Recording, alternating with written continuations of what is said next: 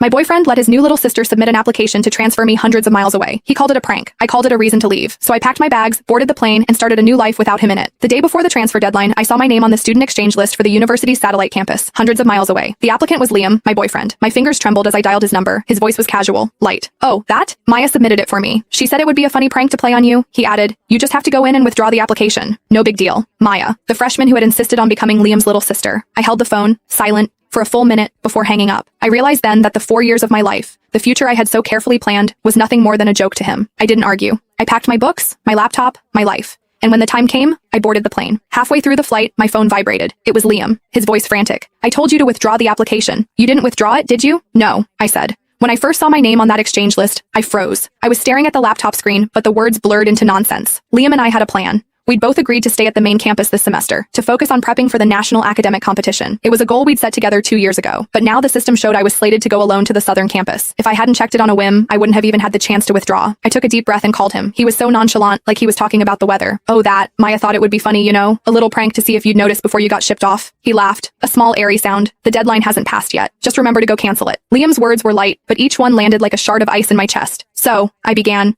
my voice trembling with a weakness I hated. You think this is just a small thing? Here we go. He sighed, the impatience sharp in his tone. Are you really going to make a big deal out of this? Just withdraw it and it's over. Maya's just energetic. She was playing around. I stared at the transfer notification on my screen. My throat felt thick, clogged with wet cotton. It took me a moment to find my voice. What if I hadn't noticed in time? Maya used my student ID and password. I could report her to the dean's office for this.